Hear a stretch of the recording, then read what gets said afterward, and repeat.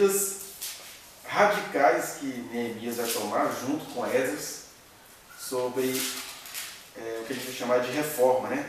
Quando ele pede para as pessoas desfazerem determinado tipo de casamento, as descrições dessa reforma são assim, bem literais, né? Por exemplo, ele fala que ele contendeu com os magistrados, que ele vai pegar esses votos subidos, vai jogar fora, joga na rua, ele vai contender com os idosos da cidade, ele vai arrancar as barbas dos cabelos desses homens ditos sábios. Então, ele tinha um poder na mão de um governador, instituído pelo rei da Pérsia, mas ele toma medidas corporais contra as pessoas que não estavam deixando eles reconstruírem a cidade. Isso aqui, né, um bolsominho pega isso aqui e já entende que isso é uma política divina.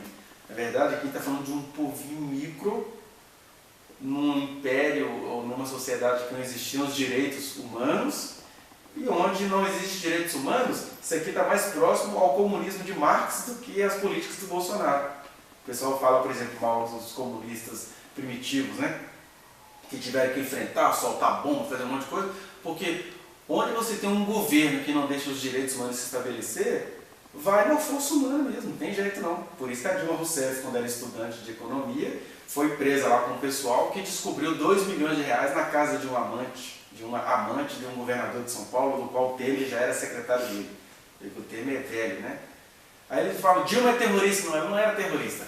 Ela teve que agir daquele jeito, numa época em que os militares perseguiam quem estava lutando pelo bem da sociedade. Mas até hoje você não convence ninguém disso.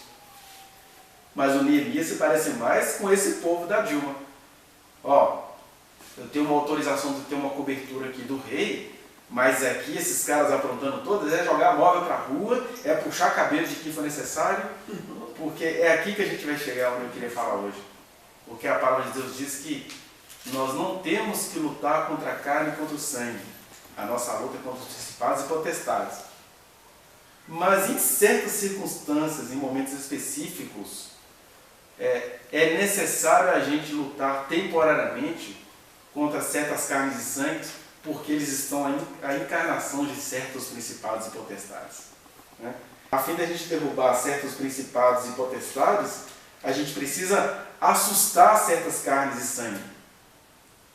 Por exemplo, Neemias não matou ninguém, mas ele arrancou cabelo, puxou barba, expulsou pessoas, fez o que ele podia fazer naquele contexto, lembre-se, onde o povo tinha rejeitado sentimentalmente a palavra que Deus tinha falado através de Asgeu e Zacarias, e agora eles tinham que ouvir um consolo de Deus que estava vindo em Esdras e Neemias. Isso é muito importante pensar a nível de Brasil, onde você tem uma política social ausente, assassinada na verdade, né?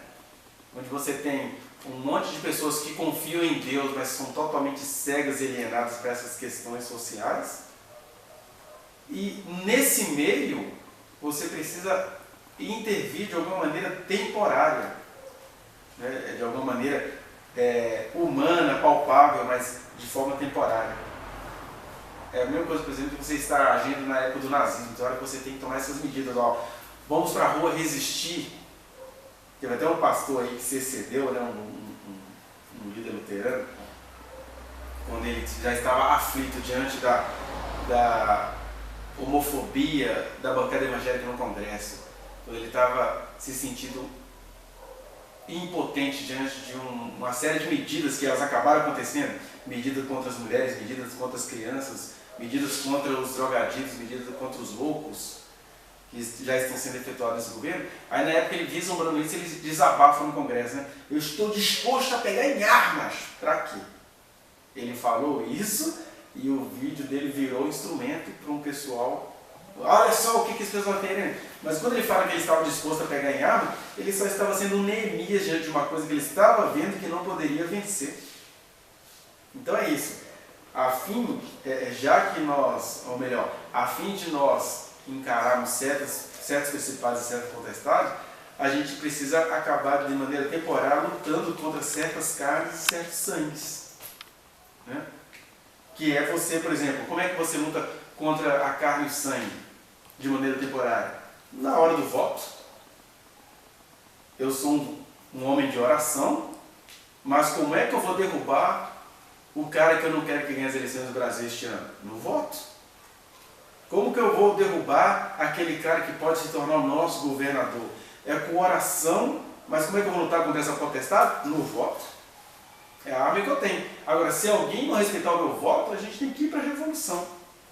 E eu não estou pregando comunismo, revolucionismo, não é nada disso. Estou dizendo que foi isso que o Neemias fez nos dias dele.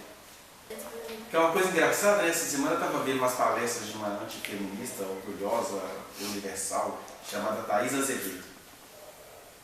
E o povo tudo com medo dela, né? Ninguém deixa ela dar palestra. Bobeira, eu vi 2 palestras dela e umas entrevistas. Que besteira, porque o que ela faz é isso, ela acaba anulando toda a luta das mulheres, porque ela entende que se você for olhar para a história, a Simone de Beauvoir tinha crenças nazistas. A fulano de tal ela era ateia. Então, assim, mas você está lutando contra o feminismo ou você está querendo pegar as falhas pessoais de alguns feministas para lutar contra isso? Né? Que é o que ela faz em nome de Deus. E aí ninguém questiona ela. Porque, por exemplo, se você for pegar a história do cristianismo, a quantidade de pastores, não precisa ser cristão no evangelho, não. Pega uma série da Globo chamada A Muralha, que eles retratam lá a história do tal de Dom Jerônimo.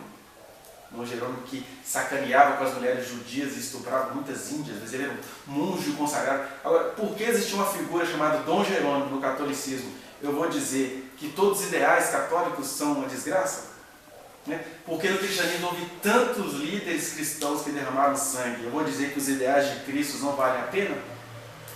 E porque no feminismo há algumas mulheres que, de repente, podem até por trauma de infância. Eu conheço uma história de uma mulher que ela foi estuprada por 5 homens, e aí ela se tornou feminista e ela acabou criando uma associação para assassinar homens. O homem que entrasse na vida dela ia morrer. Que é uma história particular, mas está longe de significar os ideais do que sejam os direitos da mulher no mundo caído, né? E no caso dela, onde Deus não se revelou a ela, eu também não acho de todo errado o que ela fez, não. Eles até transformaram isso aí em alguns filmes, né? Mostrando que, já que o Estado não acudiu essa mulher, ela acabou tomando as medidas dela, como o Neemias acabou tomando as dele aqui. Você tem, por exemplo, a Lei Maria da Penha, que é contestada por essa irmã em Cristo que nós temos, a Thaís Azevedo. Porque ela acha assim, homens também são assassinados. Por que criar uma lei contra o assassinato de mulheres? Porque ela não acredita que uma mulher seja assassinada pelo simples fato de ser mulher, com todas as pesquisas e provas acerca disso. Né? Eu nunca vi um homem ser assassinado por ser homem. Agora, mulher assassinada só por ser mulher, a Lei Maria da Penha foi criada no Brasil por causa disso, porque o ex-marido dela já tinha apontado tantas contra ela que a equipe internacional de direitos humanos obrigou o Brasil a criar uma lei. Mas vocês não fazer nada contra isso, não? Ou seja, o homem não era julgado pelo que um homem fazia contra uma mulher. Aí foi criada essa lei. Mas dizer isso é ser comunista, é ser revoltado, não sei o quê. E o que eu estou dizendo é que Deus não está nem aí para esse debate, digamos assim. Mas Deus conhece os corações que estão envolvidos nessas lutas.